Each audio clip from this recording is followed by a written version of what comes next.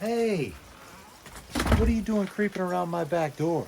Well, since you're here, let's talk about the Seovix Dusk to Dawn Porch Light. Let's get it. Hey y'all, Josh here today, aka the world's greatest dad, and we're gonna go ahead and do a little deep dive review into the Seovix Dusk to Dawn Porch Light.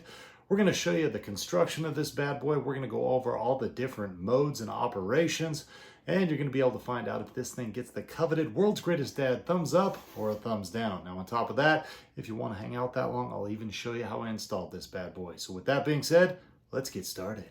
So first off, when you buy one of these things, you got a couple different options out there, all right? They either have this design right here, which is gonna be your gooseneck barn style, or you can also get the wall sconce style that's gonna have a built-in GFI outlet right there. Now the second option that you have is you can either pick up a single pack, or you can get the double pack like we did.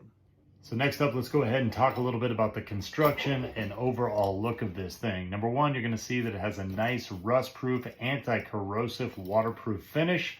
And here is your sensor. Now with your sensor, it's going to have a detection range of up to 220 degrees and can sense movement up to 40 feet away. Now the next thing you need to know is that when you use a light bulb in this, you want to use a dimmable 60-watt light bulb. If you use just a standard light bulb that's non-dimmable, you might have some issues with flickering and you can't access all the features this light has to offer. So now let's go ahead and chat a little bit about our two adjustable nodes right here. These things do two different things. Now we've got right here is our dusk to dawn sensor. You'll see a little sunshine on this side, a little moon on this side. Now when the arrow is pointed to the sunshine side, that means that the light will stay on either day or night. It doesn't matter.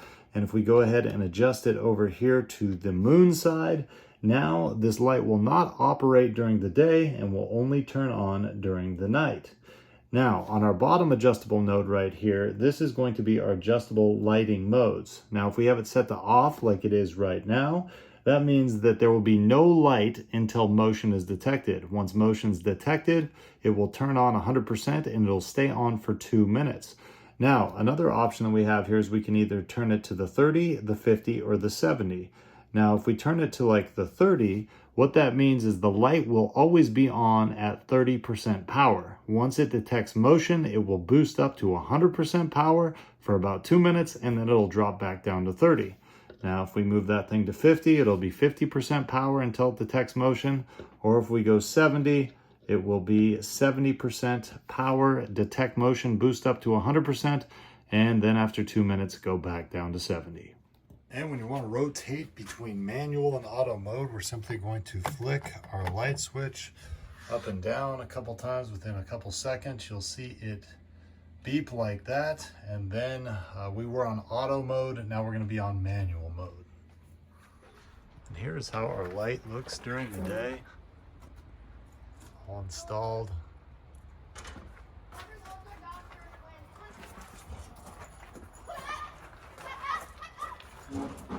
Nice looking light.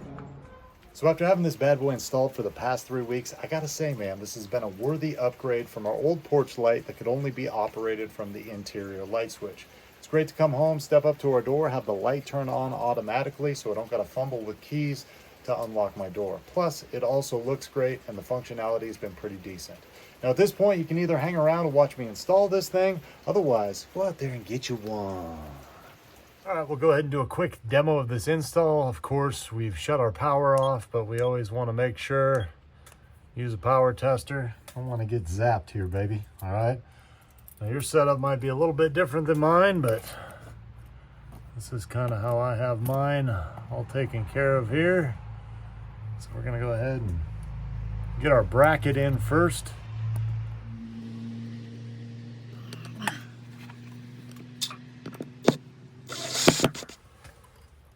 Right, we'll connect this ground around there. Go ahead and tighten it. All right, now we're just going to connect the white with the white and the black with the black. They do provide you with some nuts for this.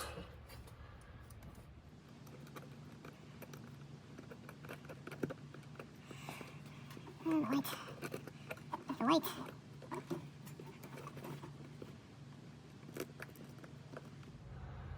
And the next thing you're going to want to do is adjust these right here. As you can see, they've got little nuts on them that you can loosen up, and that way you can run that back. And the reason we want to do this is because basically they just give you these little caps, and so if this is sticking out too far, it won't get tight to your building. So we're going to go ahead and loosen these up quite a bit so we can run these back.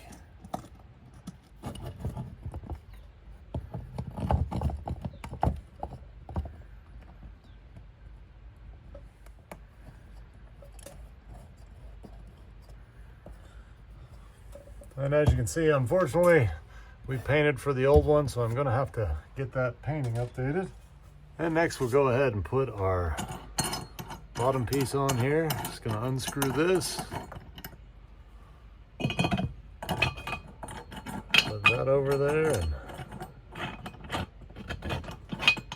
And last but certainly not least, let's put our light bulb in.